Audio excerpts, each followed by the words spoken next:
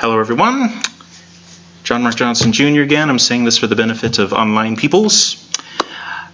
This is going to be, it's called the Week 7 lesson. Of course it's taken longer than that, but it's called the Week 7 lesson on prepositions and adverbs. But before we do that, we'll go ahead and we will review our homework from last week, the Week 6 assignments. I really should not have called these weeks. I should have just called them lessons. Lesson 6, lesson 7. When I was planning on it, well, I planned it on being 1 week each, but yeah, that didn't turn out, and that was probably optimistic on my part. When you're teaching old people, sorry. Yes. Or young people, or in between people. Things slow down. Yes. It's just, I think most of it's just learning a second language, but Well, that too. it is easier when you're younger and when you don't have a life or anything else to do. That's true. All right, so Week 6 assignments. We'll go ahead and we'll go through this. Question 1. What are the 7 most common Koine conjunctions? And this one was probably way too easy because I actually gave the list in the homework itself. I should have had you find them, but I was nice. So what did you guys come up with for that? Cannot pronounce them for you, but if you want to look at what I put down. You want to take a stab at pronouncing them, Mom? I'll try to. Kai, Good. Hati, I found my list. Gar, Hina, Hina, yeah. Yan, Eon, Eon. Theos, and Ode. I got Udi. O-O-D-E. Udi. Ude. Ode. Yeah. But it's E-O-D-E, right? E-O-D-E? O-O-D-E. O. It should be Omicron, Upsilon, Delta, Epsilon. I got that, but for the, what you call it, equivalent. I'm not sure what you're talking about. It was in the homework. Okay, let's go back up to the homework here. He said to pronounce it. Oh, I wrote down the pronunciation. That's, yes. D. Yeah, I got O-O and then D-E. Oh, so maybe I just... Okay, so Right there. our conjunctions, Kai, Hati. Oh, it's O-O-D-E. There we go. I wrote it right, but read it wrong. Okay. Ude, right? Ude. Ude. I have no idea why there's an extra comma in there. I'm surprised I didn't catch that earlier. I guess it's good that we're going back. Gotta catch all of my typos. Alright, so Kai, Hati, Gar, Hina, Eon, Heos, and Ude. Ude. Okay, there we go. Got it. Yay! Another one I can just copy. Copying is sometimes a nice thing to do. Because when you were pronouncing them last time, I was writing down their equivalent, so I could pronounce it right. So that's the only reason I did that. Fun. All right, question 2 is what? The word what? A conjunction. Why or why isn't what a conjunction? What'd you guys come up with? I said, no, it's not a conjunction. Number 1, it's not in the list. It's not in the list. And number 2, it doesn't show any relationship. I think what is a Yeah, it doesn't answer to an adverb? Yeah, it doesn't join words, sentences, or paragraphs together. Yeah, it doesn't join things together, right? Yeah. That's the basic idea of why it wouldn't be a conjunction. Yeah. By itself, we would probably call it an interrogative, who, what, how, all those.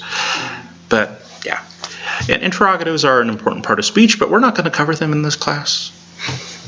Good. Not this time, right? That's for next time. All right, and so, yeah, that was pretty straightforward. I wanted it to be pretty straightforward. It looks like you all got it, so that's good. Question 3. What does it mean when we say that a word does not inflect? And this one is a little bit more difficult, took a little bit more teasing out. What'd you guys come up with that? I said inflect is a word that doesn't change form or fit into any main grammatical category. That's a really good definition of particle. Oh, is it? Yeah. Uh-oh. It's not quite what it means to not inflect. Or See, that one got me too, and I basically said what she did. I shortened it up. Because it says uninflected means it doesn't change form. Yeah, that's all that uninflected means. Oh, so. The rest of that was describing particles. Oh, okay, so maybe I didn't get it right. I said when a word does not inflect, it means that it usually does not change form. That would be okay. Okay. So it's just my wording, I say it. You added some extra stuff that is the definition of a particle. Or fit into main grammatical categories. That's the part of particles. Yeah, Okay. just get rid of that extra. Yeah, a particle is uninflected and it doesn't fit into main grammatical categories. Uninflected is part of a particle's definition. Okay. Yep. So yeah, uninflected by itself just means it doesn't change form. So what are some English words that don't change form? You mean like deer? Well, you could say, oh, that's actually a good one. I like that one. Because we use both the singular and the plural for deer. Yes. Unless you want to be really, really, really irksome to your grammar school teacher and say deers. Yeah, they do too. Yeah. That's actually a good one. That would be a good example of one that doesn't inflect. I just had one in my head and it went out of my head. Because we do this lesson. Fish. Actually, fishes can be inflicted.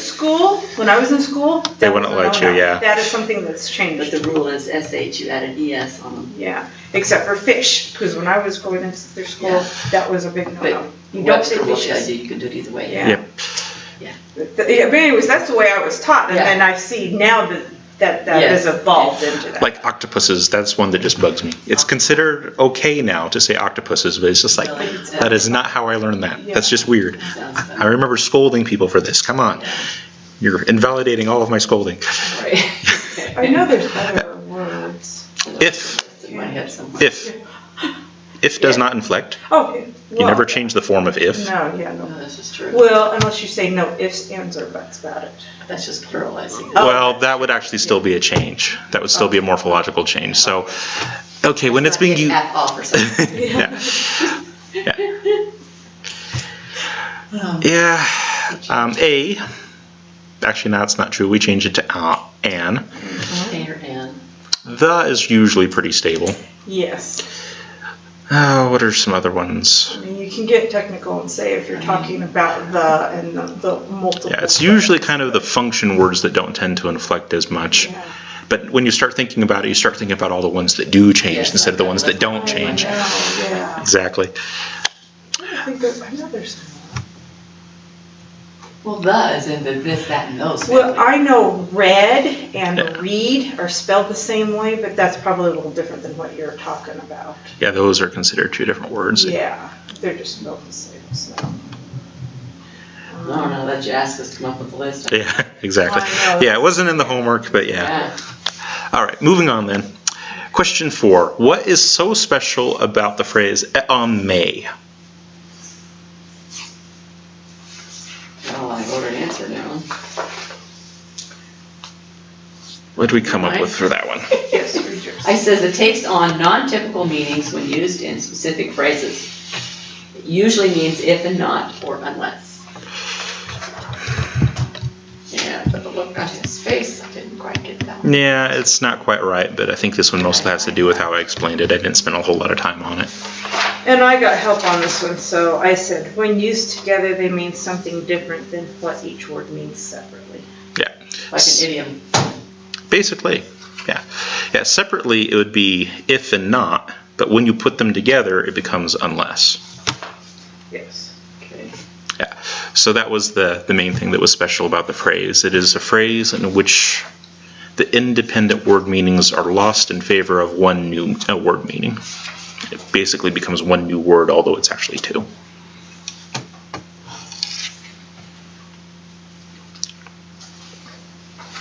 And that happens a lot of times with particles and other things. They get used in weird ways and in weird combinations, and they take on completely different meanings. It's really fun to try to keep track of. Not really, but...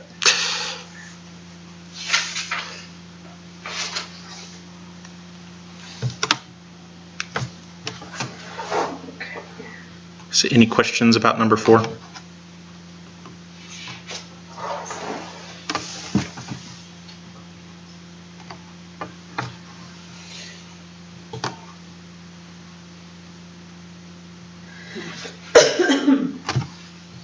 So separately, they mean something different. Mm-hmm. Put it together, It means unless. It means unless. It's two words that has one meaning. Yeah. All right. Number 5. What is the most common Greek interjection?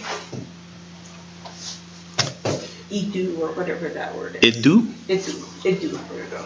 Yeah. It only takes on the long form E if it's at the end of a word or if it's immediately followed by another vowel sound. Okay. Otherwise, iota actually sounds like I. Yeah. Idu. Okay. Yeah, idu. And that would be correct. And that one wasn't too bad because there's only 2 interjections that we studied. And so you look up each one of them and you see which one has the higher word count. Yes. And idu beats out the other one by a long, long 'cause I way. think the other one was like 46 and this one's like 200. 200. Yeah, there's a pretty big difference between the 2. Yes. All right, so idu was absolutely correct. Nice short answer. Question 6. Is the word ahem an interjection? Why or why not?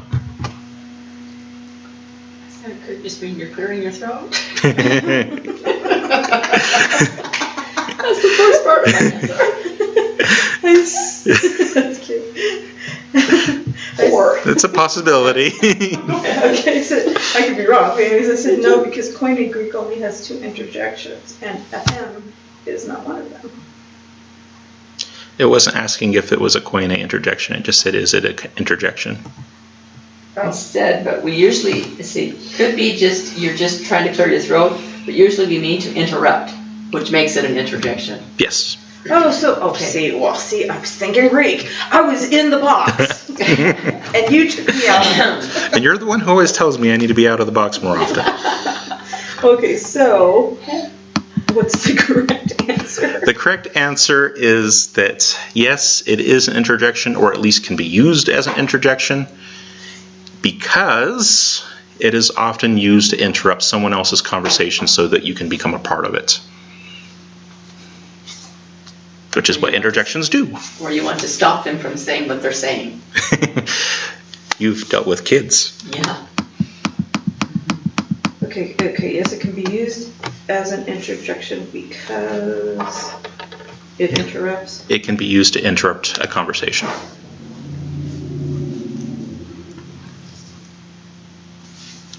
Or it can be used to get people's attention. Somebody says something stupid and you say, ahem.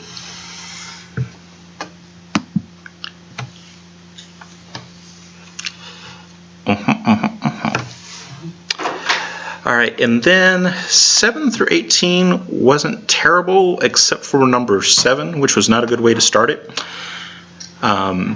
Because I suggested that people look it up in Biblical Greek, a compact guide, and it turns out that when you look up on number 7 there in Biblical Greek, a compact guide, it actually doesn't tell you if it's a conjunction, particle, or interjection there. So if you wanted to figure that part out of it, you actually needed to look it up in the interlinear and actually read through the definition that it gives there to figure out which one it was. So if you didn't get that one, don't feel bad because it wasn't in the material I gave you. But it is an interjection, right? It is not. It is not. So where did I find it? It's not an interjection? I said On is not. uninflected interjection. But it said it was a... Nope. All right, let's go to the interlinear. Okay. Maybe I wrote it down wrong. Oh, it's a PL. It's a particle. It's a particle. There we go. I forgot to Great. cross that way. Yeah. I gotta remember where I found it. Yes. Did you give us numbers on those? Sorry, I crossed out. Yeah, so if we look up on in the interlinear, provided I can... Why is it on instead? What did you say? It was on or han? On. On. Okay. That's what I thought. Yeah, that apostrophe is the wrong way for han. Okay. That's what I thought. I thought you said on, so I was like, oh. No, on. Oh, I'm still. There's no H. Yeah. No H sound. Okay. On, there we go. What page are you on? 1008. Oh, that's not back that far yet. That was close. Okay. Okay. And if you're wondering what the Greek number is, it's 323. However, you do need to get to the point where you can look them up just based on the letters, which is hard, I know, but eventually you do want to get there. Yeah. Oh, see, I don't know where I found my information, but I was wrong. Yeah. Well, I looked it up in this one. And it doesn't say anything. It doesn't say anything. And so he's like, you have 2 resources again. I was like, oh. I did not use your first name. I'm not that rude. Huh? I did not use your first name. That's okay. I'm good with it. I'm not, though. Okay. All right, so the definition that it gave there is, for the various constructions of this particle and their significance, consult a grammar. At the beginning of a clause, it is another form of et on. So it tells you that it's a particle. Yes. Oh, I see what you're saying. Mom can't look at it. I was using my own name. It's like, I know what you're talking about, but that is not what I said. yeah, you said mom. Yeah, so on is a particle. And then you were also supposed to lex it, and of course neither one was super helpful in lexing it, so what did you guys come up with for that? We're supposed to lex it? Mm-hmm. Yeah, it says parse and lex. Oh, so what does lex mean? Figure out what it means. Oh, I said untranslatable. Wherever I found it before, it said untranslatable. You are not wrong about that, and I would accept that. In fact, in most first-year Koine Greek courses, that is what you would put down. They would say, what is the definition of this word? And it would translate to an untranslatable particle. okay. That's what you would actually write down in the answer slot. And I gave the big definition of it. Okay. Of course you did. Okay, so what else could we say about it if we wanted to? Because evidently somebody wanted to. It was uninflected. Okay. It used to make a definite statement contingent upon something. Yep. I don't know what that something is, but Well, whatever. It could be anything. Yeah. It just makes a statement contingent upon something else. It's just like Kai. It is that, and that's not necessarily contingent on saying that, but Kai can be used in many different ways. It can be used in quite a few different ways. On, like it said in the longer definition, it's related to et on, which is if. And you would say, okay, I'm going to go to the store if the weather permits. You're making it contingent upon the weather, right? Yes. That's what it means by on being contingent. The only problem is that usually in most of the statements where on appears versus et on, is that the statement itself is already kind of obvious that way, but on is still put in there formally. So you don't translate it because it's already covered in everything else, but it still kind of has that same basic meaning of if. It makes it contingent upon, based on something else. I did find what I wrote, what you just said. Yeah, and because I didn't specify which one is which, I'd have to accept that because I should not have referenced you to the Biblical Greek, a compact guide on that one. Actually, I just should not have included on, but hey, now you know. Hey, we all make mistakes. Yes, unfortunately we do. Why should you have not done that? Well, just because neither reference really goes into enough detail to be useful on that one. Okay. It's nice to know that there are some words out there that are untranslatable from Koine Greek. And that's what I always thought you were trying to do, was basically challenge. Yeah, that actually wasn't my intention. It was, I was going through the word list, picking things out and throwing it in there and saying, this will be a good one, this will be a good one. Yeah, I didn't think that one through. So my apologies on that one. But you guys did it anyways. We'll forgive you this time. But there's no promises about next time. All right, next word, Kai. What do we find out for it? How did it parse? It's a conjunction. Absolutely correct. And how does it lex? And even also, namely. Yep. Most of the time, you're going to translate it as and. Yes. The vast majority of time. I know when I read my net Bible, and you do the references, and every time Kai, it says there's no set something or other for this word. It can be used in, it's like a filler word. It's not a filler word. Not a filler word? No, Okay. It is a conjunction. Most of the time, it means and. Yeah. Okay. There's a few technical ways that it can be used, but I would not list it as just simply a filler word. Okay. It's pretty specific on what it does. Okay. All right, what about 9? Heos. How did it parse? Conjunction. Conjunction, good. And then how does it lex? Ta-da-da! That is one word too. Oh, okay. What about hate? Hate is a conjunction. And how does it lex? Because. For.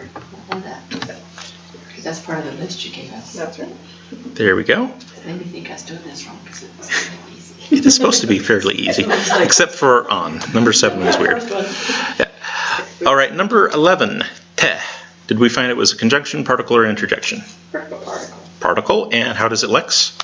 And so. And so, or so. And so, or so. Correct. You know, it's kind of the question, you know, when somebody says something and it's supposed to be really important, but you don't see it as all that important, you say, and so why do I care? And so what? No kidding. So what? All right. I love this one. It's just one letter. And there's no fancy sounds about it or anything like that. It's just one letter, one sound. A. How does it parse? Particle. Particle, yeah. And lex? Or than. Yeah, mostly the or. The than doesn't show up so much unless it's being used kind of in a comparative way, but most of the time or. Okay. How about ede? How does it parse? Particle. Particle, it can also show up as an interjection sometimes, but particle will do just fine. Okay, so that. I can understand that because it means see or behold. Mm-hmm. It do is usually the one that's used as see or behold in the get your attention kind of way. Behold, it do. But it is usually the more casual way, you know, see this over here, it that. So it's usually not an interjection, but it can be used that way. As a casual one, right?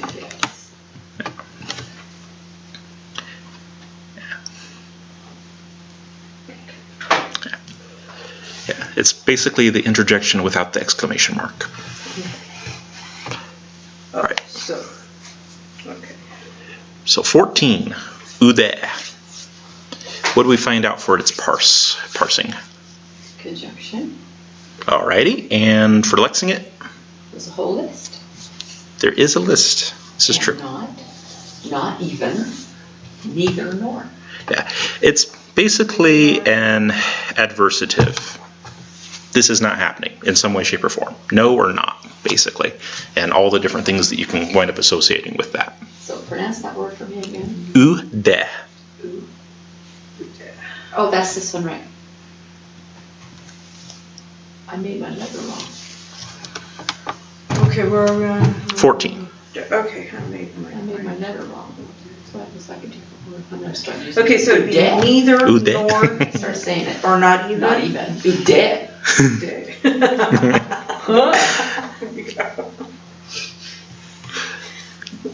Okay, I gotta make that letter right. Looks like that.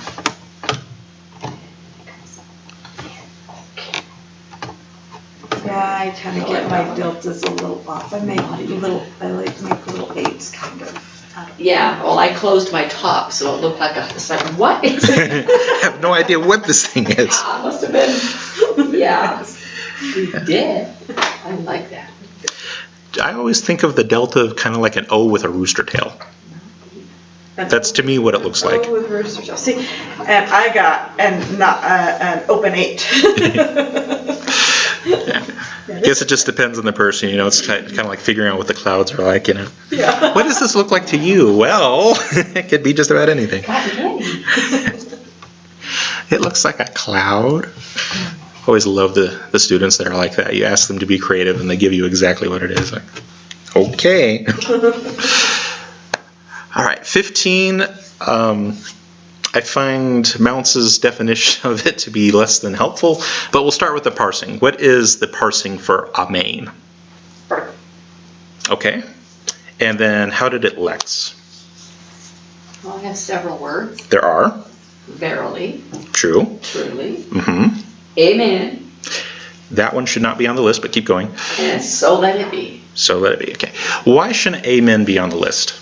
Isn't amen supposed to mean let it be, or may it be, or something like that? It's like the ending to a prayer. Yeah, but it also has a meaning. Ending, well, it all has a meaning. Yeah. It is because amen is a transliteration of amen. You should never define a word by its transliteration.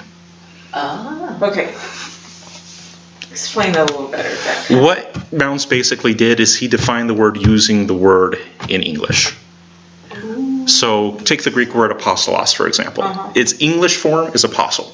If I define apostolos as apostle, I've just used the word to define the word. What's the meaning of the?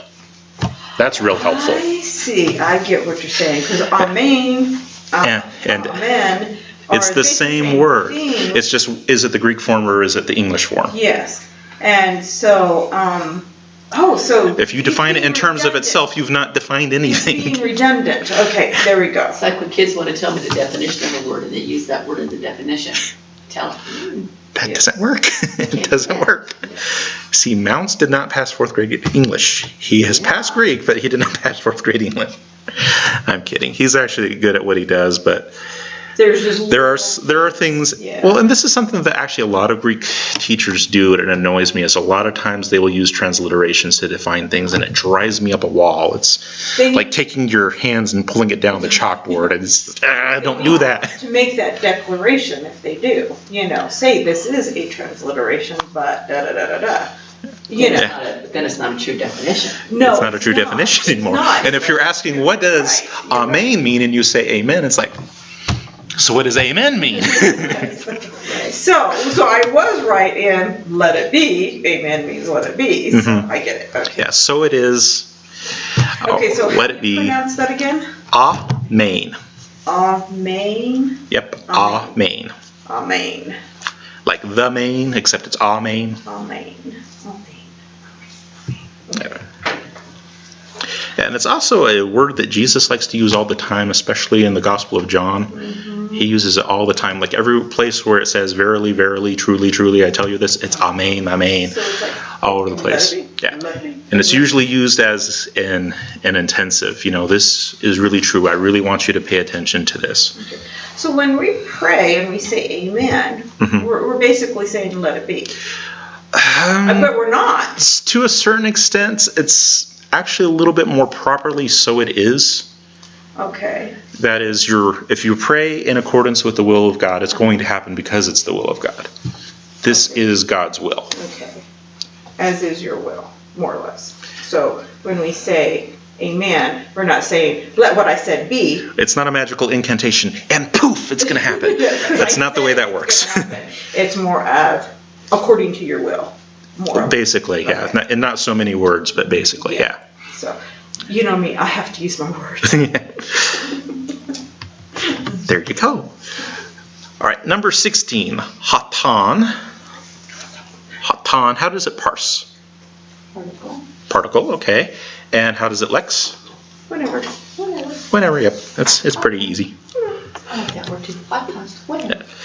17, I should give extra bonus points if you remember the special thing about this one, but most people probably won't. 17 is hina. How does it parse? Conjunction. Yeah. It is a conjunction, that is true.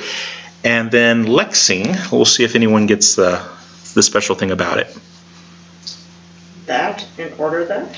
Well, that part of it is true, and that's good. That would be the basic. I would definitely accept that. Okay. But there's something special about hina that has to do with the verb. And we talked about this, but most people will probably... In the future tense, you put the word will with it. Will happen. It's not necessarily that it's future tense. Okay. It's that it becomes a purpose clause if it is paired with the subjunctive. So if you have hina plus subjunctive, it becomes a purpose clause, which oftentimes means you have will or something to that effect. Okay, so... Will or would or something to that. So yeah, hina is special. With? Yeah, if you pair hina with the subjunctive, if it's followed by the subjunctive, it turns the clause into a purpose clause. So hina plus subjunctive equals purpose clause.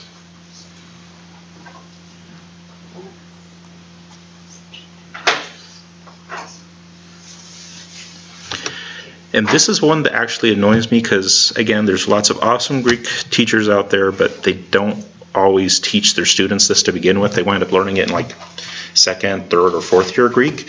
And so for the entire first year, they're going around translating things as conditional statements that are actually purpose statements, and that's kind of a big deal.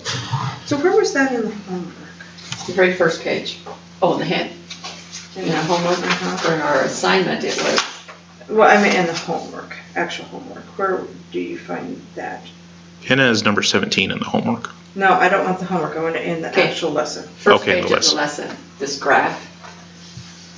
It's right there.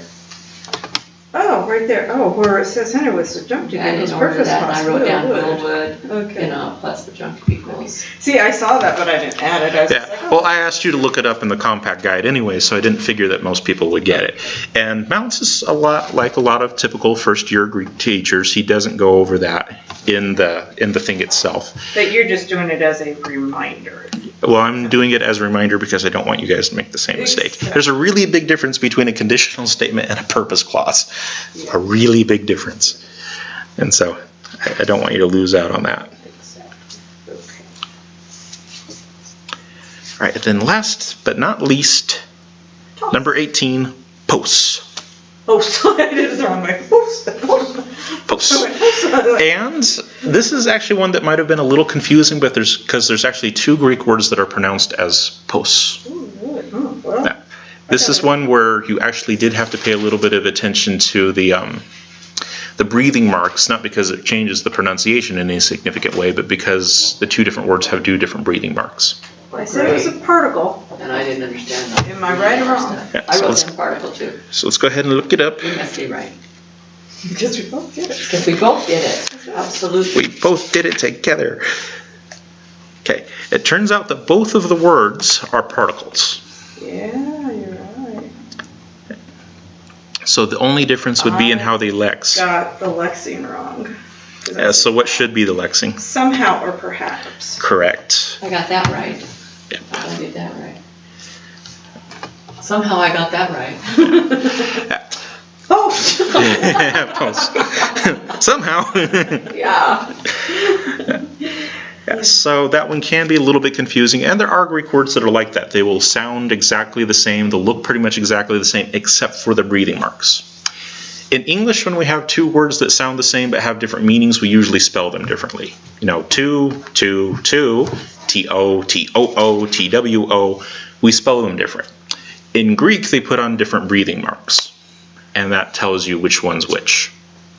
So that's how they deal with their homonyms. They still spell them out the same, but they put different breathing marks on them. And that hasn't connected with my brain yet. All the breathing mark punctuation stuff. Now, the breathing marks aren't as critical, but there are times where it does come into play. Like this one. Because, yeah, posts and posts are not the same word.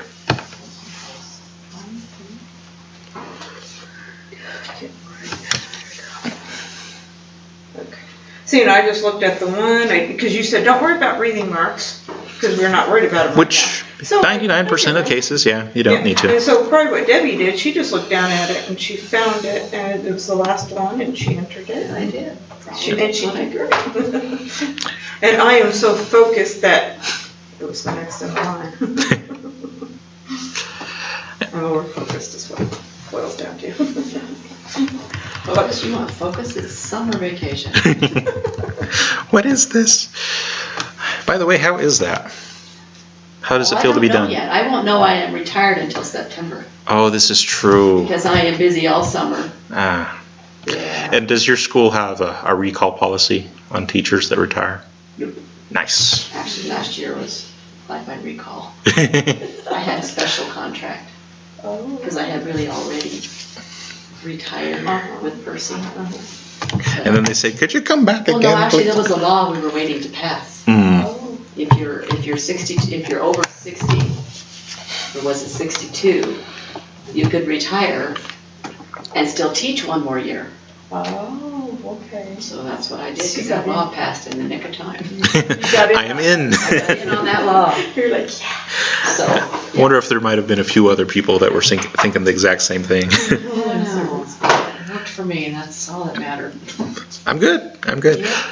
All right, so your reading assignment was you're going to read through those pages, and you're going to cover a few auxiliary items. Most of them we're not really going to have time to discuss in this course, so it's something you kind of have to pick up on your own to a certain extent, which is why it's in the book.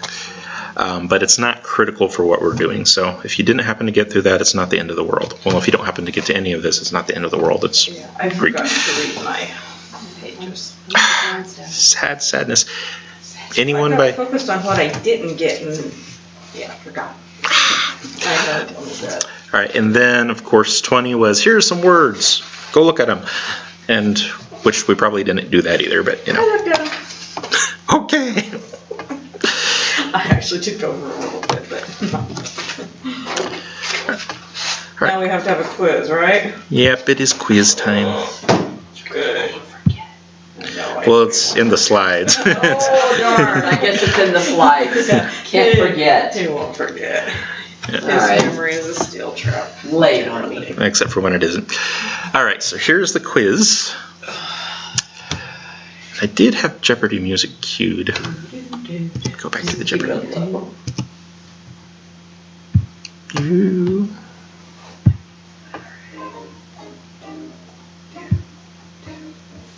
Okay. Okay, got it. Catch of the following is not one of the 7. Okay. Conjunctions? Oh, that's what we're doing. But that's not it.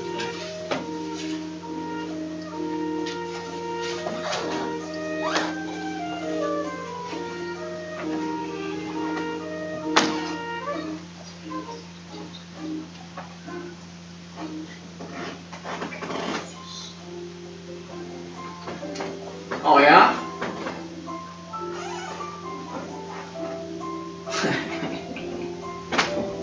Is that a trick question? Which one are you talking about? 4. Oh, 4? I don't know history. 4 was in the very first lesson we did in this course. Oh gosh. All right. Let me go Back to the beginning. back to the beginning.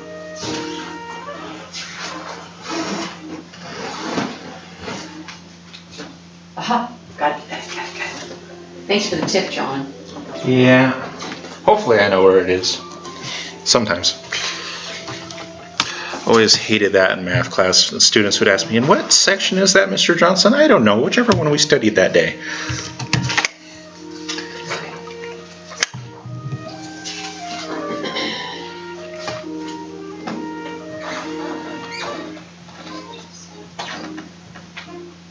Oh gosh.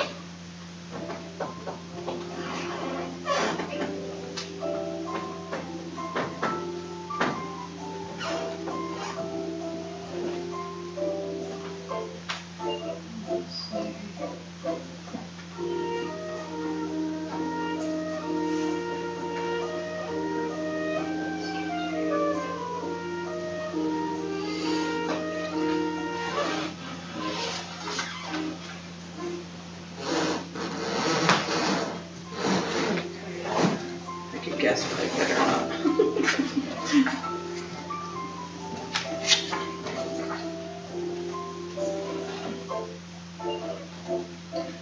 And if on number 5 you're wondering what the little bracket 4 and the little bracket 3 is about, that's the information that I gave you guys. Mounts gives you 3 and 2, I give you 4 and 3. So it depends on if you look it up in Mounts or if you look it up in my stuff.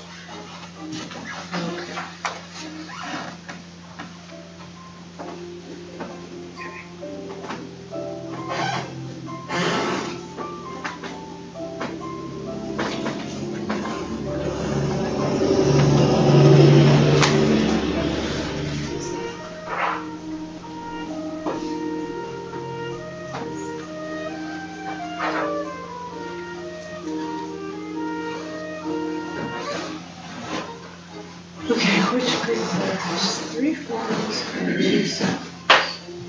So where do I go to find that? Or we were talking about Greek letters, so that's probably Went back to his week 2.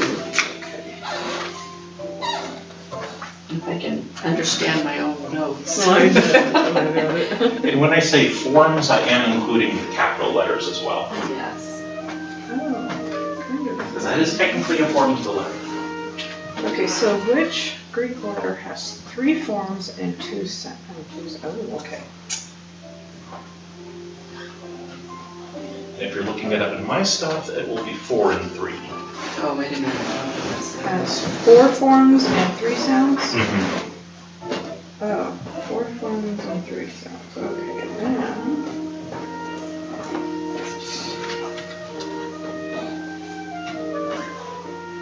Oh. And there's actually only one Greek letter that has multiple sounds, so... Multiple 3 sounds. I'm 3 sounds? Oh, wait a minute. There's no three I messed sounds. that up. That's only 2 sounds, huh? No, there's 3 sounds. There's 3 sounds? That part is right. I messed up on something else. I apologize. I conflated 2 different letters when I wrote this. That is bad on me. Good. So let's keep going with the 3-4 forms and go down to just 1 sound. I had 2 different letters in mind. Oh, and 1 sound. And just 1 sound. Okay, it has 3 forms, or 4 forms, and 1 sound. Okay, that makes more sense. My apologies. My apologies. There's 1 word that has multiple sounds. Sorry, 1 letter that has multiple sounds, and then 1 letter that has like umpteen different forms. Okay, so We're going to look for the one that has umpteen different forms. Okay, so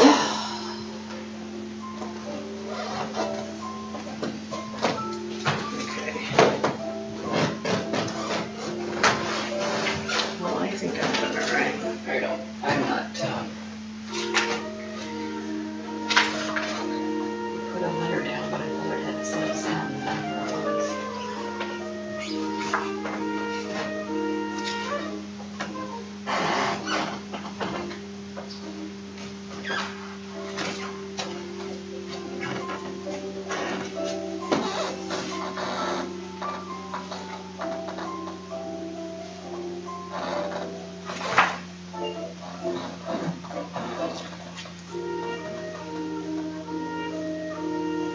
I think I got it right. I could be wrong, but I think I got it Yeah, I right. haven't answered him, let's just say that. Okay, let's go. It's a good thing it's a bonus. Yeah. Alright. Let's go ahead and turn off Alex here. And get back to the material. Alright.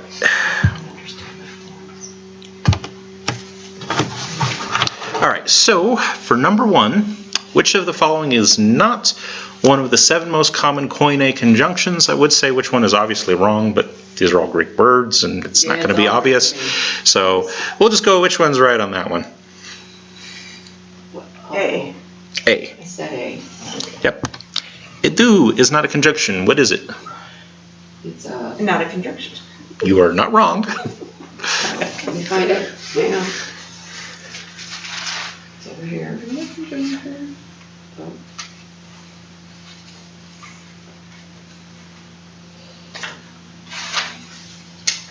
Yeah, no.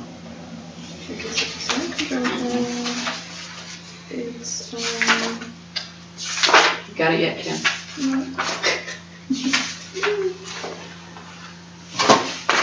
Dictionary. When in doubt, that always works. it is an interjection. There you go. There it is. Oops, no, I got the wrong. No, it says it's a particle in here. Yeah, it might. Maybe. Yeah, it is. See, Actually, it is behold. a particle, But but that makes it not a conjunction. Actually, no. It's what it says. Yeah, that's what Mount says. But he's wrong. But he's wrong. Well, how do you know he's wrong? He's the expert. Except we'll cross-reference it with what he says is in his interlinear, and it shows up as an interjection in there. And that's the problem with particles. Particles can be just about anything. It's a really broad category. It's really an interjection. It's more specifically an interjection. Because actually conjunctions and interjections all fall within the category of particles. So particles is the big category, and Okay. conjunctions and interjections are subcategories under that. okay, well then let me Gotcha. look that up. So idu is more specifically an interjection. Technically, it's a particle. You could say that too, but most specifically, it's an interjection. It's like having noun is your big particle. You got common. You got proper. You got. Exactly. Okay, so That makes sense. So particle's a big category. and It's a very big category. Particles it doesn't inflect, and it doesn't really fit with anything else, so it's a particle. it's, Well, there's conjunctions in there, there's interjections in there, there's all kinds of little things that fit in there. All right. okay, but then when we did 13 in our homework, Yeah, on that one I wasn't being really picky because I was pulling it out of Biblical Greek Compact Guide. That was And if you guys went with what it said in the Compact Guide, I accepted it. So you could have said particle on pretty much every one in there. I would have said, yeah, go ahead. Because most of them count as particles. Both of them are the same, that's what they're saying. Okay, so that's actually, it's not a particle, it's an interjection. Well, it is a particle, but more specifically, it's an interjection. Subcategory of particles. Yeah. Yeah, particle is something that doesn't inflect and it doesn't belong to a main category like nouns, adjectives, verbs. If it fits that basic description, it's a particle, which is a lot of different things. Yes.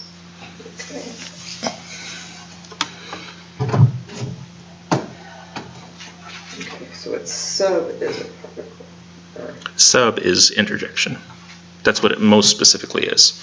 Generally a particle, specifically interjection. Okay. Specifically interjection, generally particle? Yep. Okay.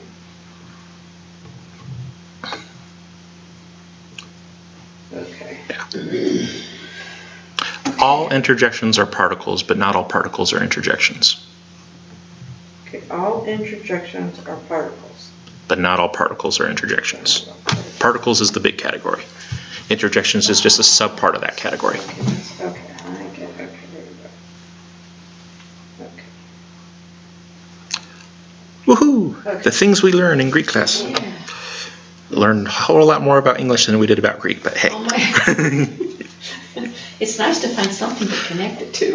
Well, that's pretty much how you have to do with any language. Yeah. Yeah. Okay. Yay! Number 2, I think that there is one personally that I think would be one that it definitely could not be for number 2, but Yeah, like, which one on number 2 would you say is definitely wrong? well, let's see. Well, that one would be pretty wrong. It's not the one I was thinking But of. D wouldn't be correct either. Yeah, there's no word that means nothing. Right, Yeah. it means something. Yeah, so that is the one I would definitely say. That one definitely can't be right. C, yeah, that was pretty good giveaway too. So this was kind of like, here's 4. 2 of them are Mickey Mouse and Donald Duck. So it's probably not those 2.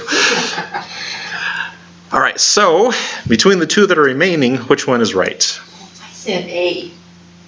It's morphological change. That's changing the letters of the word. The changing the form. Changing the form of the word. And that's what inflect. Is that right? That is absolutely correct. I got it wrong. Yeah, if it doesn't inflect, it doesn't undergo morphological changes. It doesn't change form. This is how I looked at it, because you says it does not have a variety of meanings, and that was in your definition. No, I said that it usually has a variety of meanings in particles. Yep. Let me go back. This is my dyslexia gets me in trouble. It usually does have a variety of meanings. Okay, if a word does not inflect.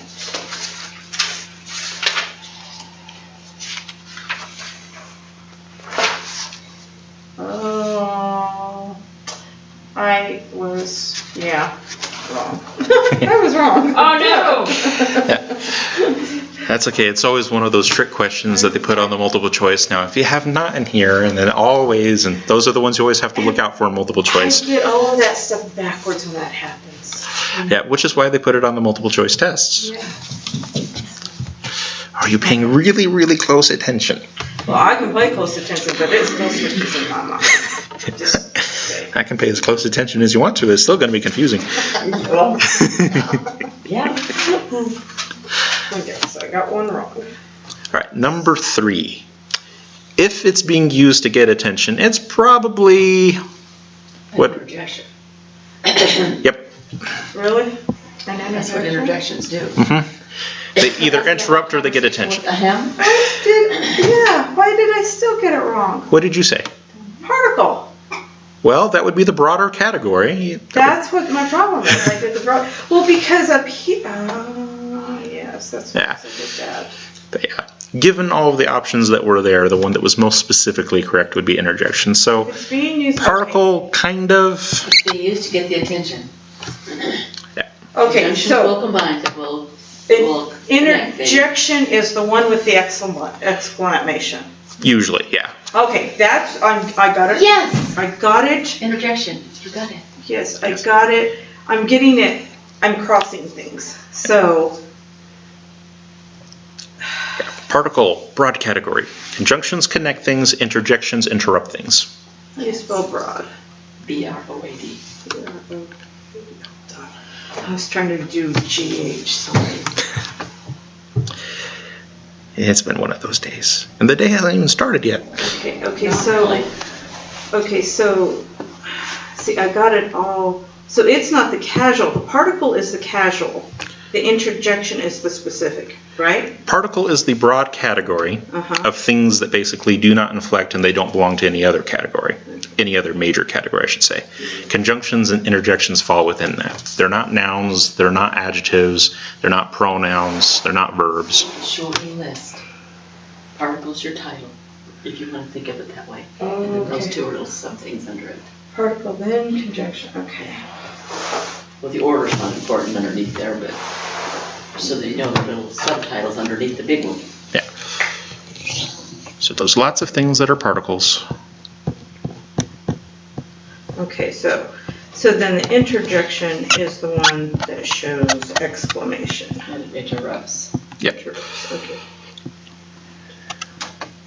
Okay, I'm gonna have to, I got the two switched, so, okay.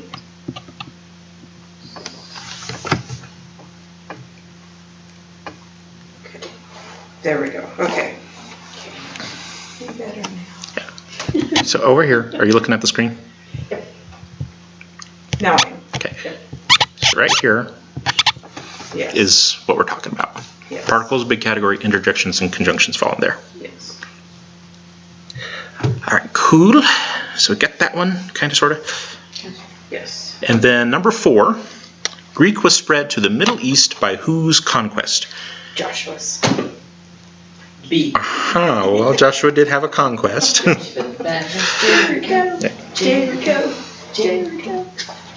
The people who are listening online are going to be so confused. What is the answer? It's B. It's B. Yep. Yes. Alexander the Great. I did get that one. Yeah. And Alexander the Great conquered for which group of people? Oh, let me go back and find it. I'll give you a hint. He carried with him the Greek language, so he was conquering for the Greeks. Yep. Does anyone remember who Xerxes conquered for? No. That was that Babylon or something like that? Persia? Persia would probably be more specifically, yeah. Under history. Augustus, who did he conquer for? Did he conquer anything? Yeah. Oh, I don't know. Not Augustine, that's a different guy. Oh, that's what I'm thinking. You're thinking of the early church father. Yeah, he didn't do a whole lot of conquering. Yeah, he sat around and he wrote books. That he didn't do a whole lot of conquering. Would that be like Greece or Rome or something like that? One of those two. Greece would be Alexander. Rome. Rome, okay. Rome. Yeah, Augustus would be Rome. Caesar Augustus. Okay, see, there we go. Caesar. Caesar's Rome. And then Joshua should be pretty easy. Who did Joshua conquer for? Israel. There you go. Yeah. So they're all conquerors, just not all Greek conquerors. I wish I could remember the rest. All right, and now for number 5, which I messed up on. My apologies. I messed up too, I don't It's know. okay, because I think I actually. All right, so we're looking for a Greek letter that has 3 or 4 forms, depending on which one you count. Which letter did you guys come up with? Sigma. I did that! Sigma. You are correct. So let's see if I can get all these. There's capital Sigma. Yep. That's the ancient form. No. And there's Oh, it's not. Oh, the capital C C. is the ancient Was Yeah. the ancient. Capital C is the ancient form. And then there's the Normal lowercase. Stupid thing. Which is basically O with a tail. And then the N form has a little tail on it. So 3 or 4 forms. Mounts does not, he doesn't do the ancient form. Because he figures that his students are always going to be reading modern texts and they will never ever look at a manuscript in their entire life. Yeah. I beg to differ with him, but you know. It's really embarrassing when you give certain students an actual manuscript of the Greek New Testament and they just look at it like, I have no idea what this is. Well. Yeah, they actually did that, well, not with an ancient manuscript, but they did a similar thing with Joseph Smith because he claimed that he could translate things and whatnot. And so there was forget if it was a Presbyterian or a Methodist minister who decided to visit him, and he took a Greek copy of the Psalter. And he said, "What is this?" And he said, "Well, it's this ancient manuscripts that tells about all of these different things." And then he says, "That's a Greek Psalter." Oh. Yeah, the dude couldn't translate anything, but... Well, you know, when you look in a hat and think you got... Yeah. Yeah, he does really good at translations where nobody knows what the translation should be. Yeah. It's the safest way to do a translation. He's a good con artist. No one can tell me that it's wrong if they don't know what's right. Yeah. That's what I want. Yeah. Anyone else see a problem with this? Yes. Yeah. And the explanations that Mormons come up with it too, because it's documented that this happened, that he was shown a Greek Psalter and he couldn't make heads or tails of it, and they knew what it was. And the Mormon explanations for it are rather striking. You know, it's basically that, you know, the prophet doesn't always get things right. Then how useful of a prophet is he? False prophet. Yeah, pretty much. And then there's also he doesn't need to translate things that are already known. So... Why is it? Yeah. So how are we supposed to test and see if he's... Yeah. In other words. Pretty much. Con artist. Just saying. Exactly. All right, so for today, what are we going to be talking about? We're going to be talking about prepositions and adverbs, but the vast majority of it is mostly going to be prepositions, because prepositions are where a lot of cool things happen in Greek, so we need to spend some time on that. Adverbs don't show up very much at all. I think in the Greek New Testament, adverbs make up something like only 3% of the text. Wow. It's not very much. So we're not going to spend a lot of time on that. But prepositions do show up pretty often. And like I said, there were a lot of significant things happen, so we're going to spend most time there. First thing we're going to cover is the prepositions and locations, which is normally how we think of prepositions anyways. So we'll go ahead and get into that.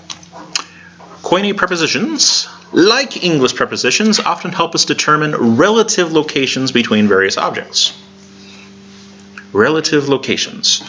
No, that does not mean it will tell you exactly where on Earth it is and what the coordinates are going to be. That's not what we mean. We just mean two objects relative to each other.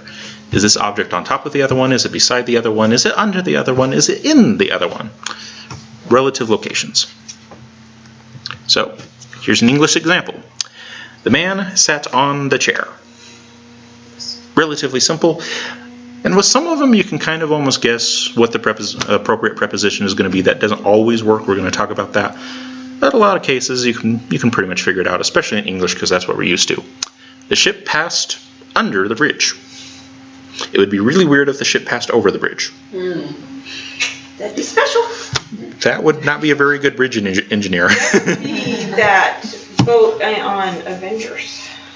That turns into the airplane. Remember? This is true, the helicarrier, yeah. Yes. I've not seen too many governments actually design one of those. Amazing things. Yes. That would be a very fuel-consumptive thing. It really would. Imagine. It's like the most inefficient thing you could possibly design. Let's take an entire aircraft carrier and make it fly when it carries things that fly, and just bad idea. Yes. All right, next example. The woman went to the store. In that case, it's not so much indicating location as it is direction. But there's kind of location implicit in it. But that one's more so directional. Though these are some examples of English prepositions. So given that, can you guys think of some other prepositions that would be out there? In English, of course, huh? In, yeah. Other prepositions that we know? Well, maybe at. Because you're like, the woman was at the store? Yeah. Okay. And that would be different from to, yeah. Yeah. Yeah, that would work. All right. So we've got a little bit of an idea of what prepositions are, at least in English. Now let's go ahead and throw into the Greek. We have something that makes sense, let's go to something that doesn't. Yeah, it makes perfect sense.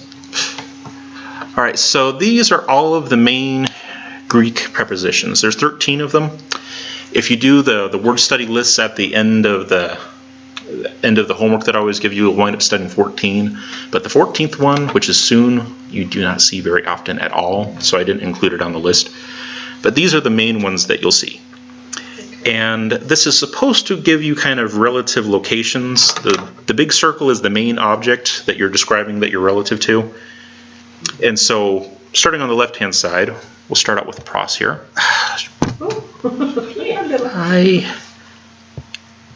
No. Why is it not doing this? Where's my team? Okay, we'll start out with pros. For some reason, it doesn't like the other side of the screen. We'll start out with pros. Okay, so pros is basically what we would use for to or toward. You know, the woman went to the store. Well, in Koine Greek, it would be the woman went pros the store. So you're going toward the object. So the left side of the screen is basically going towards the object, towards that big circle. The right-hand side is going away from it. So it's to or toward, and that's why the arrow is going in the direction that it is. It's going to the object, toward the object. A fairly famous verse that this shows up in is in John 1:1. In the beginning was the Word, and the Word was with God, and the Word was God. In the middle part there where it says, and the Word was with God, the Greek word there is actually pros. Okay. We translate it as with most of the time, but that's not actually what it means. It actually means to or toward. Okay. And what it means is that the Word was facing. It was face to face with, toward God. Oh, okay. Yeah. In close relationship with, basically, which is why we translate it as with instead of to, but the actual literal idea there is you have two people actually facing each other. They're toward each other. Okay. All right, then right under that, you have something that goes a little bit beyond what pros does, and that is ace. Yep, ace. Ace is into or among. So you're not just going toward the object, you're actually going into the object. You're going into the middle of everything. So you could go ace a crowd, you go into a crowd, you go among the crowd. So you're starting on the outside and you're working into it. So into or among. Then kind of going down here, we have kata. The basic meaning of kata is down, but there's lots of ways that it can be down. It can be down from something, it can be down into something, it can be down through something, and that's why the line extends all the way through the object here. It can be down through it, it can just be the tail end of it where it's down from, it can be going down into it, and of course can be also down through. All different parts of it are all kata. So it's kind of a very general word. And it's often how the Gospels are described. In the Koine Greek manuscripts, they'll have a little description on top of them. And it'll usually say kata Matthew or kata John.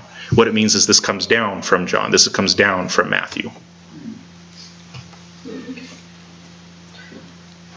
All right. Okay, going to the next column, we have Jupiter. Jupiter. It comes into English as hyper. And you guys can't see it because I have a red circle line over it, but it does have the forward apostrophe on it. And it's Jupiter. And it comes into English as hyper, but it literally means above. So you are above the object. So why come the word says under? Where are you talking about? He's on top. I'm up on top. Yes, I did the wrong thing too. Sorry. I was like, where'd the word go? Yeah.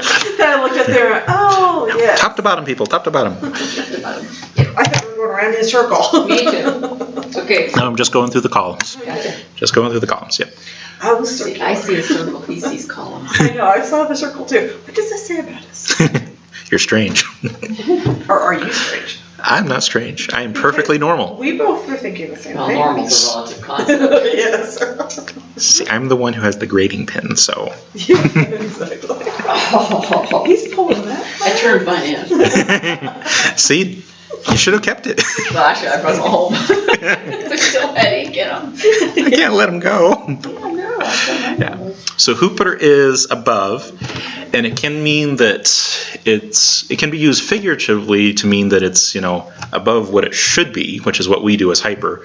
If someone's hyperactive, they're more active than they should be. Let's simmer down now. They're above what needs to be. What is usually kind of the standard, yeah. Okay. But literally, as far as an actual location, it's above. So I could hold, my pen above the desk. The pen is hooper the desk. It's above the desk. Okay. And then epi is kind of close to hooper, but it usually has the idea of touching as well. So it's usually more properly on.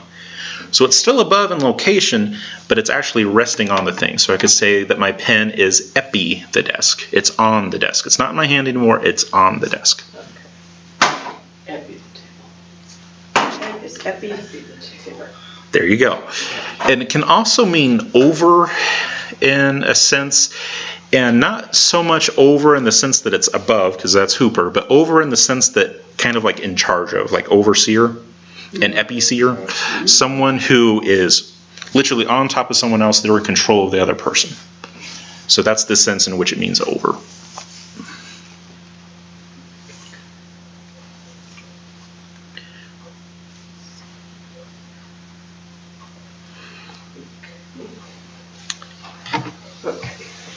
Then next we have peri, and peri is this kind of semicircle thing here, and it means around. Think of like a perimeter. It's something that goes around something else. That's what peri is. I can see these as I'll think of my word in a second. They're like prefixes. A lot of our English. Yeah, English borrows a lot from Greek. Yeah. And Latin as well. Mm-hmm. Yeah, English just kind of borrows from everything. Yeah. So. Yes, you're right. Yeah. So peri you can think of like perimeter. It's something that goes around something else. Okay.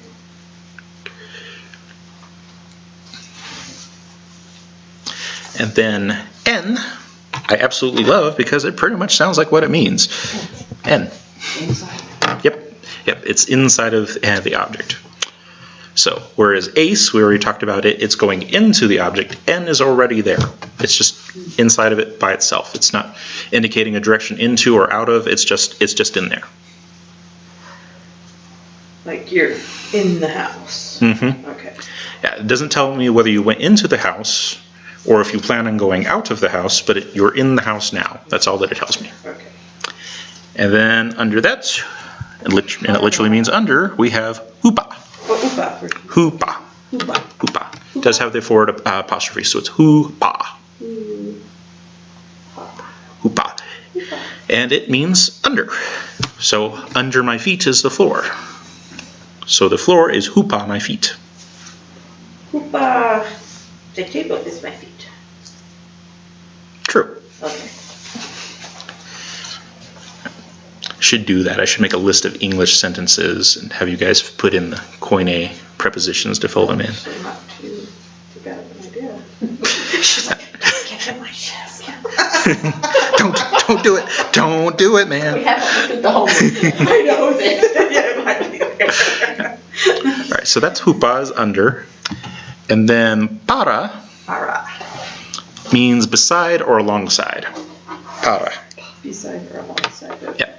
And you'll notice that this flat line that goes with para, it doesn't have any arrows on it. Mm-hmm. It doesn't indicate direction at all. It's just, it's beside whatever object you're talking about. So here's the circle.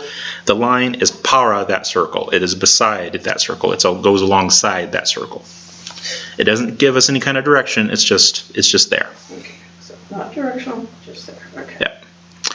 And then we have this arrow that is completely outside of the circle, and it is going away from that circle. Appa. Appa. So it's not in the circle. It doesn't start out in the circle, but it is going away from it. Appa. And it actually, if I remember right, it is one of the roots for the Greek word for forgive. And the Greek concept of forgiveness is actually different than what we have in English. When we talk about forgiveness in English, what do you guys usually think of? If you were to try to define forgive in English, what would you say the definition is? When somebody has wronged me and then they say that they're sorry, I am telling them, well, you're forgiving. It's okay. It's all good now. It's all good now. Yeah. In the Greek concept, it's actually a very physical kind of concept. It's locational. Okay. So if you forgive someone, you're actually sending the thing that offends you away from them. Apa, them.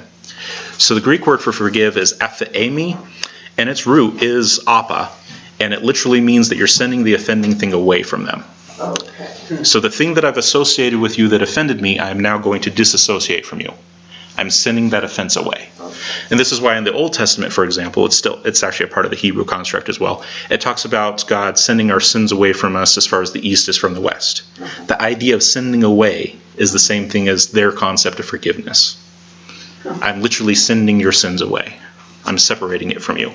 I'm disassociating what is offensive in you from you. Yes. Okay, so as in, what is the word for? Aphiemi. It should be in your Greek lexicon. Let me see here. Aphiemi. It is on page 163 in your Greek lexicon, and it is for the alphas. It's the only one that's highlighted in blue.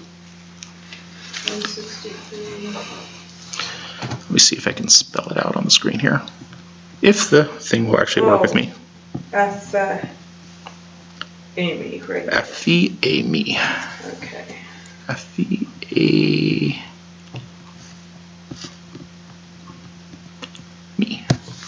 Yeah, the Greek word for forgive is based on the preposition apa, so it literally means to send away. And it's kind of weird because it's the Greek word for forgive, but it gets used in lots of different ways because it literally means to send away. So it's also the same word that's used of a divorce. Oh. So there are some new translators who don't really realize things, and they'll just be translating along, and they'll say, and the man forgave his wife, and that's actually not what the context says. It actually should be translated as the man divorced his wife, but they don't get that because the concept is to send away. Okay, now this But they one usually think says of it as forgiveness. let go, leave, permit, forgive. Mm-hmm. Okay, so more of let go or leave, right? No. Because right above it is forgiveness. Yeah. Okay, I'm looking at the wrong one. Oh, where are you guys? What did you write down?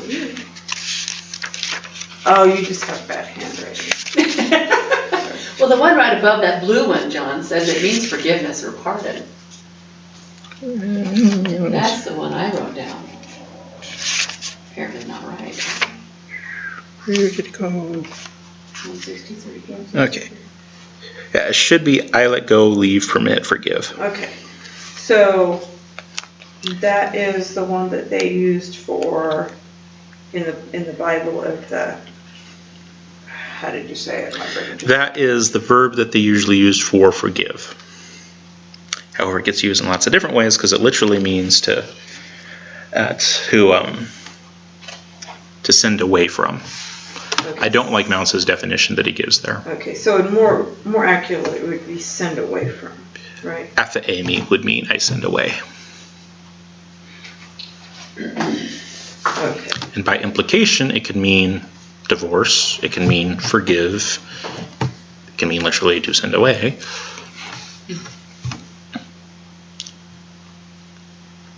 But yeah, that's one of those cases where Mounce and I have a small disagreement on the best way to translate that one. I usually think in much more concrete terms, and he's usually thinking of this is what it winds up meaning once you get to the end of everything. Yeah. Which I don't find very helpful for when you're actually learning Koine Greek. Well, but because the reason you learn it is because you want the original intent. Yeah. Okay. Okay, now that we're done with that. So apa is away from. Doesn't start out as a part of it. It's just going away from. Dia, on the other hand, though, it is going through the object. So dia is through. So I decided to go, through the river to get to the house, which would be very wet. But if you did that, you could say, I went dia the river. You went through it. You didn't go around it. You didn't go over it. You didn't go under it, which would be kind of weird. I decided to go through the river, dia the river. Diameter then, the distance through The circle, yep. the circle. This is very interesting. I've got to share this with my other fourth grade teacher. Because she built her spelling list based on Latin and Greek prefixes and suffixes. Well, there you go. You've got them. Yeah. Yeah, prepositions actually wind up as a part of a lot of Greek words as well. Like for kata, for example, you look that up in an extensive Greek lexicon, which you have one now. Look up kata and you'll see tons of words that follow after it because it becomes the prefix for like everything. Everything's down from something. So yeah. And then meta is our next one. And you'll notice that it gets its own circle. It's meta? The next one is meta. Meta. I thought you said meta. I was like, No. No. Just meta. The next one is meta. And it gets its own circle because it's usually not so much just simply a location relative to another thing. It's usually its own thing relative to another thing. So I'm putting this thing over here with this thing over here. And a lot of times it's not before, it's after. So I'm putting it with afterwards. okay, say that again. So I have the object that I'm talking about, and with meta I have another object. It's not just a place relative to that one. I have another object, and this object goes with this one and usually after it. It's usually after. Yeah. So meta is usually subordinate. So if you talk about the king and the advisor who was meta him, it was the advisor who was with him but after him. A subordinate to him, an auxiliary.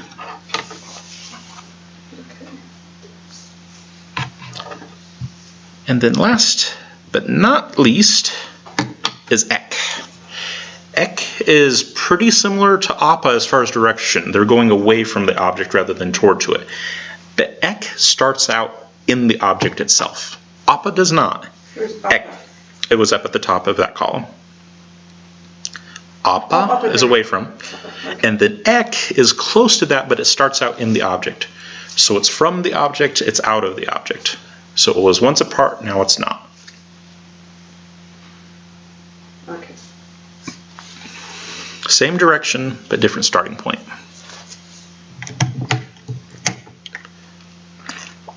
Like an animal's exoskeleton, for example. It's a part of the animal proper, but it is coming to the outside of the animal. Okay. Can't think of a whole lot of great examples for that one. There's also echo. It's something that comes out of you and also winds up bouncing back to you, but it comes out of you.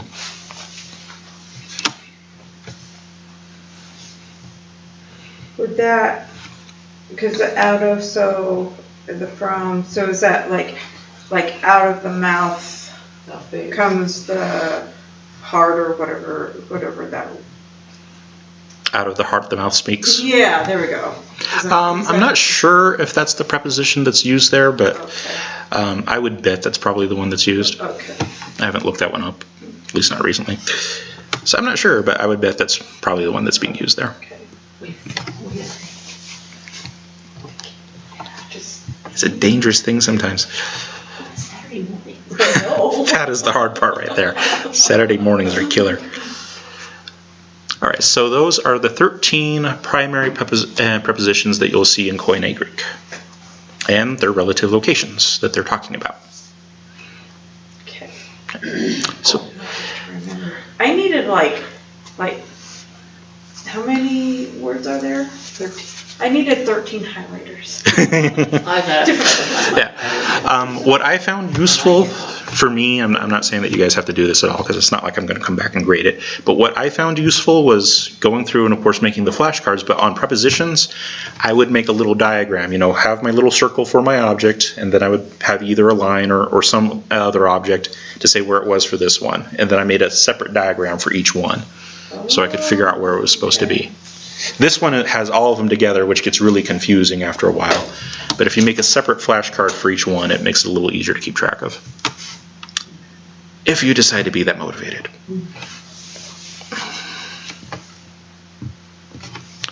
separate diagrams can be helpful. Or you can just try to memorize it all at once. And, Yes. That's actually a good question. all right, so those are the preposition and locations.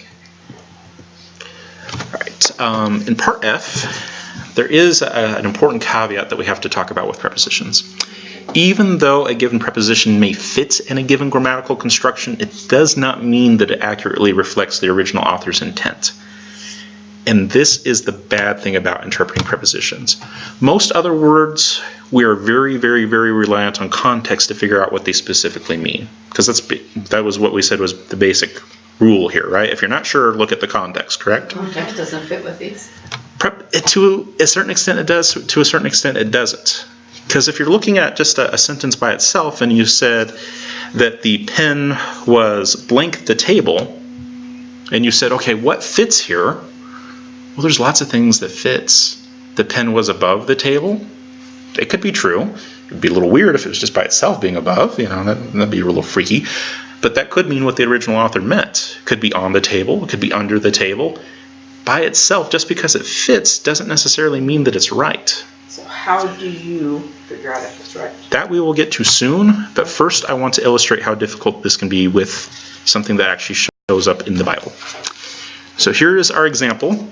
I want you guys to go through and use the prepositions that we just learned, and I want you to try to fit them into this. Each blank is a missing preposition. And so with that preposition list that we just had, see, that's the little thing I love about loose leaf pages too. You can take them out and move them all over the place. Yes. I want you to try to fit prepositions in here. So we'll go ahead and start here. And Jephthah said to the elders of Galaad, was it not you that hated me and drove me blank my father's house and sent me away from you? What do you guys think goes in that blank? Which of those prepositions? Seems like away. Sent me Should be away. off. Or kata. Sent me down from my father's house. Oh, down from. That would be kata. Yeah. So So we have appa. We have. Is there another word that means away too? Or maybe ek. No. From? Well, out of. Well, from my father's house? Yeah. But it doesn't. Well, what's the difference between appa and ek? One is Oh, away one is from- afterwards. Yeah. One of them you actually start out as being a part of it and then you're going away from it. The other one is just away from So it. then ek. All right, so that would seem to make the most sense. Let's see if we got it right. Maybe we did. Well, let's see if we got it right. There you go. So it'd be ek. Okay. But that wasn't where you guys necessarily first went. Where you first went was appa, right? Because we just saw away. Yeah. Away. Away or away from. But it actually doesn't quite mean the same thing. This one says I actually was a part of it, and now I'm being driven away. Yeah. So that actually doesn't quite mean the same thing. And I kind of helped you out with that one. But all right, and then on the next one, next sentence, we have two blanks. And blank, what reason did you come blank me now when you are in need? Okay. And. I would say for what? Yeah, for is not a preposition in Greek. It is a conjunction, but it's not a preposition. Well, Oh wow, that's gonna be hard. well, the one word means if, but with, what you call it? Meta, with. So are you thinking of that for B? And with what reason did you come? That would definitely seem to fit. I don't know if that's the author's intent, but that would definitely seem to fit at least. Yeah, this one is a weird one. I'll give you that one. Yeah. Okay. And. So we have meta as one possibility. Do we have any other possibilities?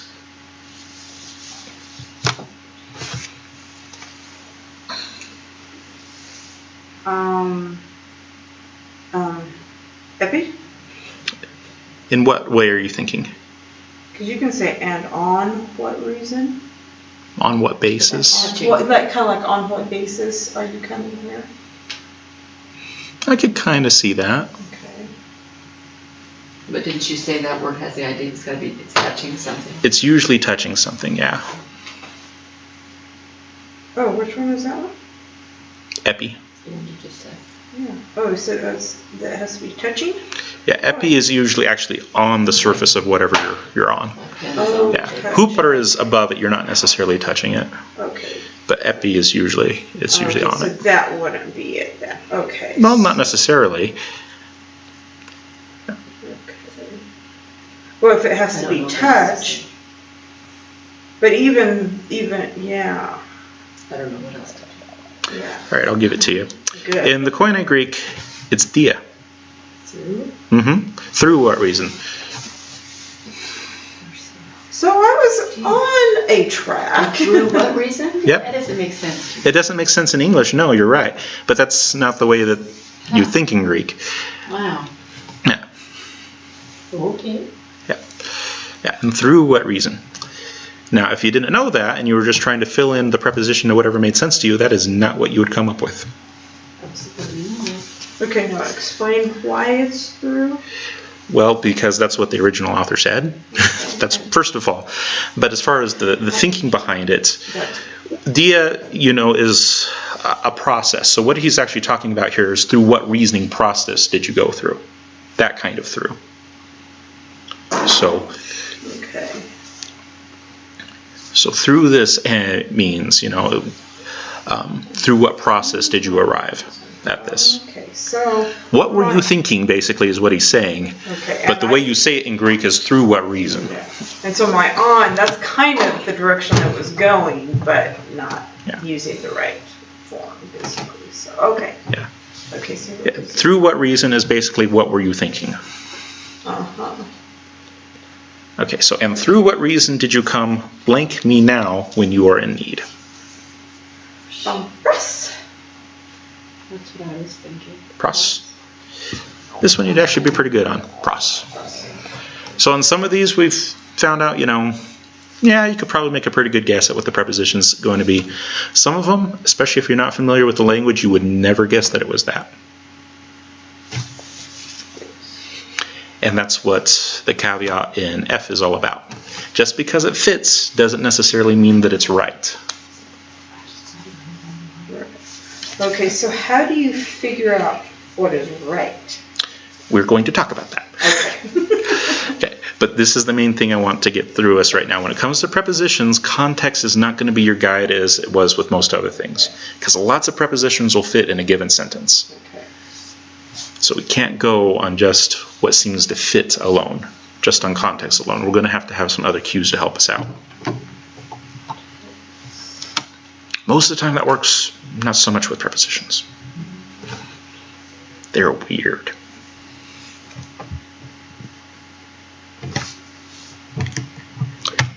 Let people finish notes on that one.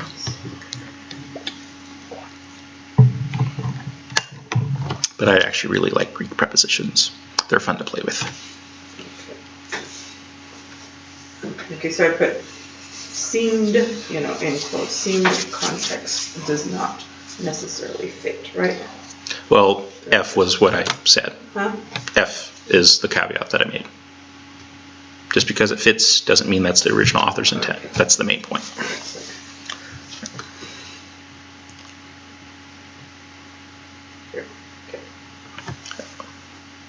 All right, so are we done taking notes on this one? Yes. Okay.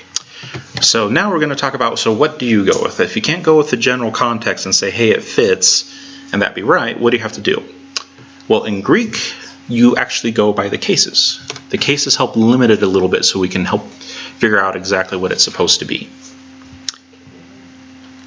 So prepositions and cases. First thing, prepositions are generally relatively easy to translate when they're being used in a concrete way. This is literally on top of the table. This is literally above the table. If you have the appropriate preposition in the text right there for those things and it's a concrete context, you usually can figure it out. But that's usually not always true when you have non-concrete cases. When words are used figuratively, all bets are off. Let's take an example in English. It was an under-table deal. Try translating that one to another language literally. Do people in your country actually crawl under a table to make deals? What on earth is that? Or put it on the other side of it. Most of the deals were above board. So you guys put like a board down on the ground and stand on it to make your deals? I mean, what is it with you weirdos?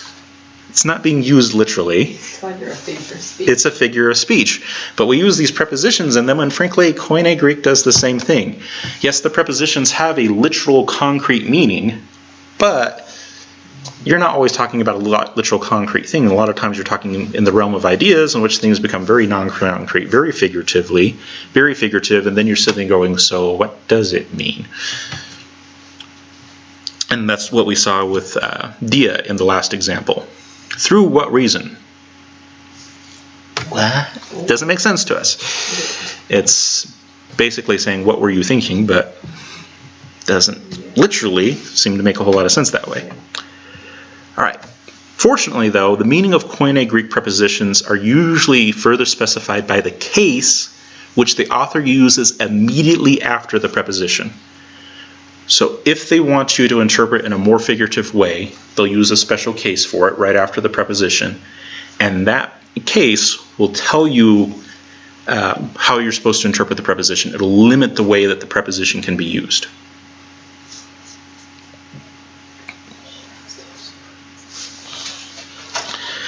So, fun bit of little trivia for us. Can you guys remember the 5 cases that are in Greek? The nominative, the accusative, the dative, the genitive, and the vocative. There you go. On my little card. Yep, those are the 5 cases. Are they right there too? And I was looking for my highlighter. You found it. Yeah. There you go. Yeah. Well, that's usually the way it goes. Oh, so, yeah, there we go. Nominative, genitive, dative, accusative, vocative. Case. Yep.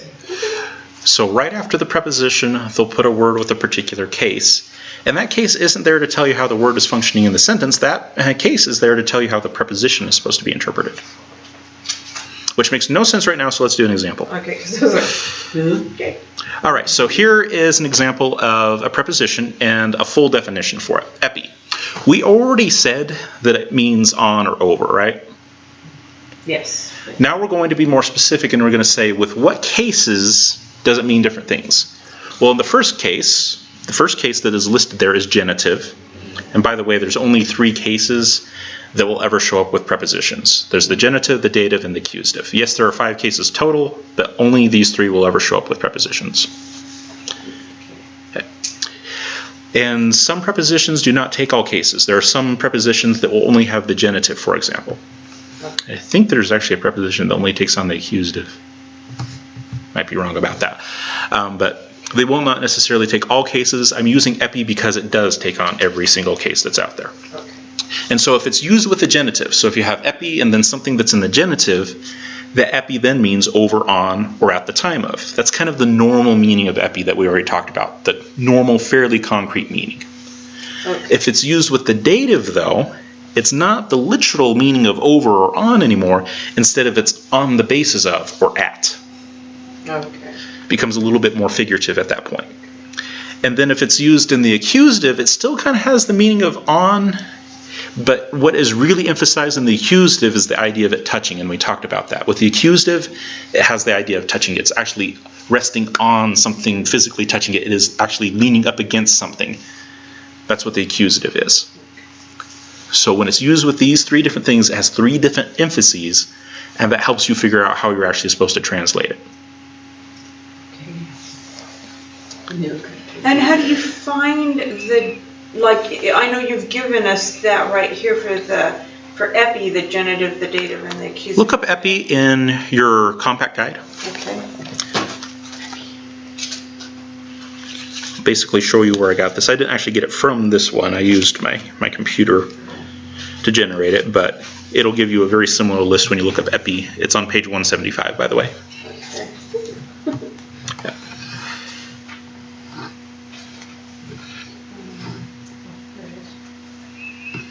Okay. And it'll say genitive, on, over, when, dative, on the basis of, at, accusative, on to, against. So when you look it up, you will have that information. Yeah, Mounts does provide it in the Biblical Greek Compact Guide. Okay. Okay. So in this case, it means this. In this case, it means that. the meaning will shift depending on the case. Okay. So I was like, how are we going to find these? It's in there. It's in there. Yeah. Wow. You're expecting our brains to go places. I don't think I can. All right, so here is our Koine example, and this is from Acts 27:44, and I picked it because it is a place where the author of Acts, who is Luke, and we talked about Luke as an author before. He's the doctor. He's the one who does really technical things. And this is an interesting passage because he went through and he used epi in every single way that epi can be used in one verse. Right. So he uses it with the dative. He uses it with the genitive. He uses it with the accusative. He uses it in 3 different ways in the exact same verse. It's great. Okay, so we don't even have to look it up because we've kind of got it. I've given you the important information. Good. Okay, so we have the preposition, and then the word that follows it will be in a particular case. In this case, the Greek word for planks was in the dative. And so that tells us how we're going to interpret epi. And the second time the epi is used, On the basis of it. it is in the genitive, and then the third time it's in the accusative. But okay, so let's go through and do this one by one here. Yeah. So for the first one, we have epi, and then what is the case of the word that's after epi? What is the case of the word planks? It's dative. It's dative. So for the first one, we're only going to worry about the things that follow dative in our definition. Yes. So it's either On the basis of or at. or at. Yes. Okay, so which one, now we can look at the context and say which one of those would make the most sense. But the fact that it's dative told us we have to pull from this limited range first. So I would say on the basis of, because it doesn't sound right when you say some at planks. Some at planks would be a little weird. Yeah. So planks, we're talking boards. Mm-hmm. Okay. Yep. On the basis of planks? You are right, which sounds weird, but this is one of the non-literal uses. So it's talking about when Paul had his shipwreck and the people getting off the ship. And the first thing that Luke says is that some were getting off the ship on the basis of planks, which we would normally translate as using planks. Yes. On the basis of planks, utilizing planks. Now, a lot of translations won't say that, though. A lot of translations will just say on planks, Yeah. which is actually the genitive, Oh, but it's dative. Isn't correct? It's not right. Yeah. But they do it just because it makes a lot of sense to people. Because it's just easy. But that's actually not what Luke said. Luke said they were using planks on the basis of planks.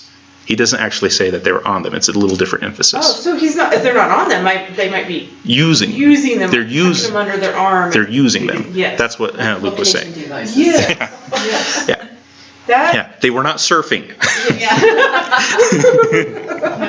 Okay. They were using planks. That is what Luke was trying to get across. Okay.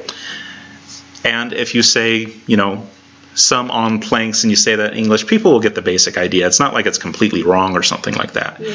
But technically, it's not actually what Luke said. Luke's emphasis was on the utilization of planks, not that they were physically on them. Yes. It was not a literal emphasis there. Now, the next one, though, it does have a literal emphasis. It's epi with the genitive. So we have epi, and then various things is in the genitive. On, that would be On various things. Especially because they were on various things. Uh-huh. So the first time they're using planks, the second time they actually had to get on something. And this is basically showing the difference in the skill level of the people in swimming. Some people could swim using the planks. Other people couldn't swim, and so they're literally on things. So they had to be. They're literally on these things. Stuff. They might even be on a plank, Yeah. depending on how big. Yeah, but yeah, they couldn't do it on their own. They had to be on it. Yeah. All right, and then last but not least, we have epi used with the accusative. We have epi and then the word land. And the word land in the Greek is in the accusative. And so that means that the main idea here is that they're actually against the land. They're actually touching the land now. And so you could say on land wouldn't be bad. I would be okay. But the idea is they're actually being brought up to the shore. That's what I would have said. To touch the shore. And so to would actually be a little bit better there. That's what I was thinking. On would be okay, but the idea is actually coming up to and touching. You're bringing it to. Mm-hmm. Yes. Yeah, the emphasis in the accusative is that idea of being actually able to touch it. So I'm being brought to the point where I can touch land. And this is another thing that I love this verse because, first of all, it uses all the different ones in there. It's a great example that way. But also, it shows that just because a word is used in one way over here, in the same verse, just because the word is used over here doesn't mean it has the same meaning. I hear people use those arguments all the time. Well, this author uses this word in this way. All these other times over here doesn't tell you a single thing about it, how it would be used in another place, though.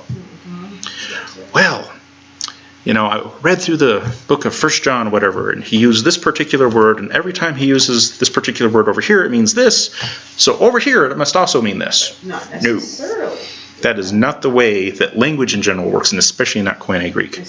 You can use the same word in 3 different ways in the same verse, and this is an example of it. Well, and I think it's just like I said at the beginning of this course, in the English language, we've become very lazy with our words. Well, we're used to our own language. Yeah, but even our own words we've become lazy with, and then when we look at the Bible with our lazy words, we get some lazy meanings, we'll just put it that way. Yeah.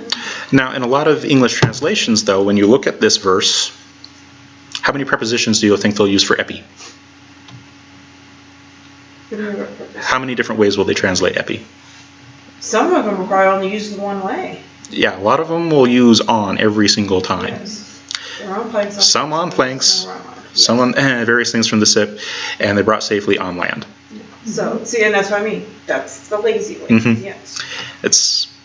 And in this particular case, it doesn't greatly change the meaning, but there is definitely a difference in emphasis, and there is a different. NASB says some on planks, others on various things from the ship.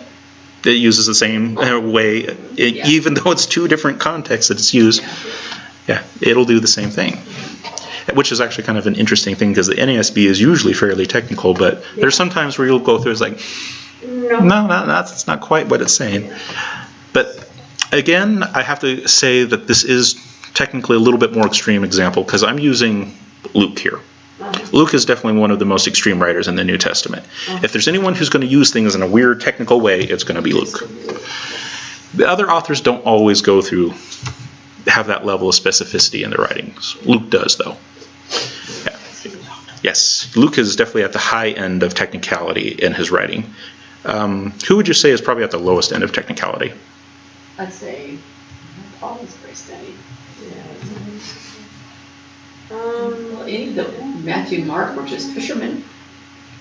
Matthew actually wrote at grade level 18 when you do a direct translation across. It can't be John. John was very complex in his. Actually, John is the simplest. Really? Grammatically, John is the simplest one to translate. Conceptually, he packs a lot in there. But the grammar of what he's doing is actually very, very simple. Okay. Because I know conceptually it's like... Yeah, conceptually it's huge, but grammatically, very simple structure.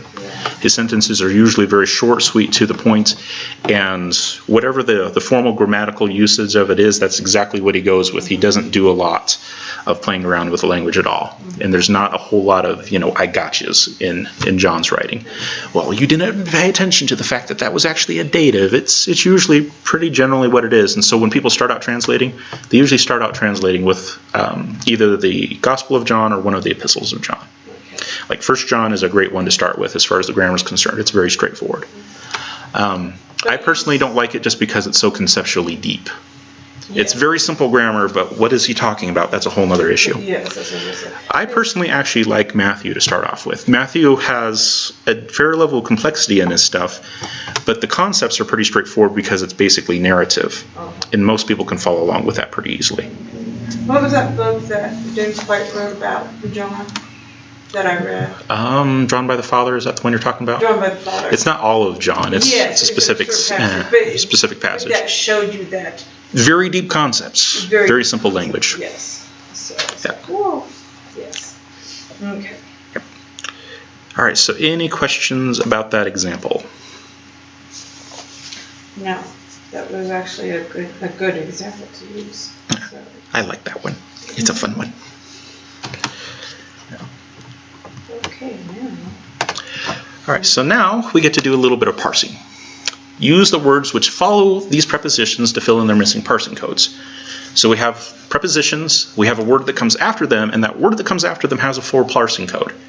We're going to use that to figure out the parsing code for the word in front of it.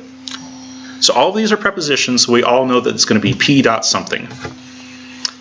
And then the case of... P dot something? Yeah, it's a preposition. The first one, I was like, they all look, they're different there. We're talking about the missing one, yeah.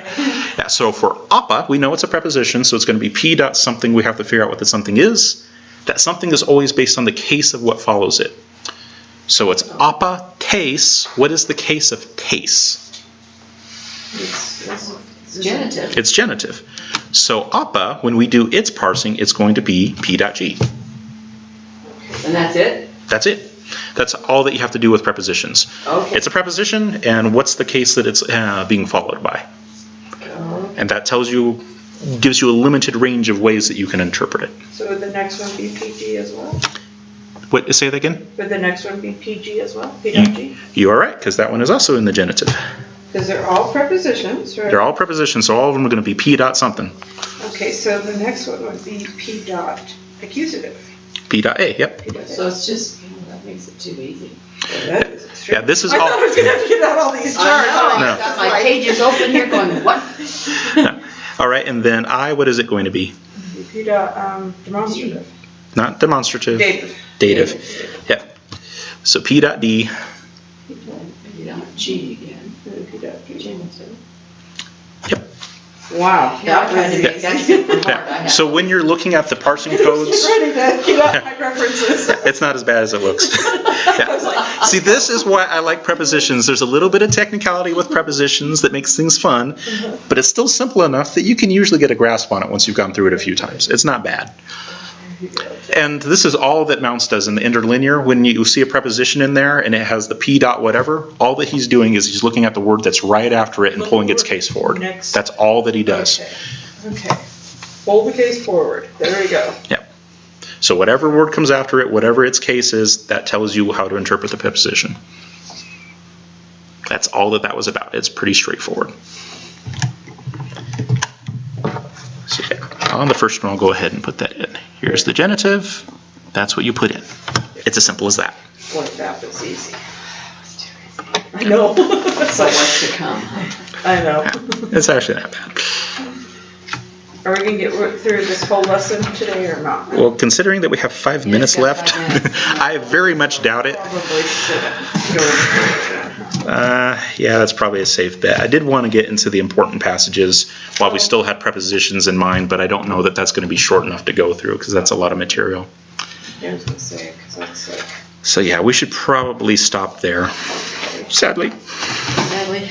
I know, that last activity was easy. I'm like, "Ooh, I got this. I know. Where's the cat? I know. All right, so Where's let's go through and find the homework that we can do. Week 7, week 7, week 7, week 7, come on.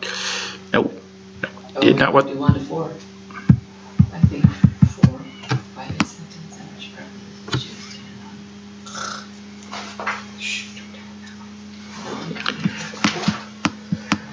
Yeah, 1 through 4 we can do, and then you guys can also do 9 through 14. 9 through 14? Yep, 1 through 4, 9 through 14. 1 through 4, 9 through 14. 9 through 14 isn't too bad, it's just matching. Oh, you just draw a line. Do-do-do. Okay. No, it says do it this on a separate sheet of paper. follow their lines. Yeah. On a separate sheet of paper, write it out. Yes. See, when I was teaching my kids and they do the lines, I think it was Candace, she did the little squiggly. Yes, and then trying to follow those. I actually did pretty good. I was like, Candace, try to make it a little straighter. Can you make it just put 1, 3, 4, 5 and put the A, B, C, or D after it? That is the best, especially for grading. Yes. Yeah. Yeah, so 1 through 4, 9 through 14, that'll do just fine. Okay. Any parting questions before we head out here? No, this one actually No, I wasn't too bad. thought it was very interesting, but the Yes. little prefixes there. Yeah. All right, see you online peoples.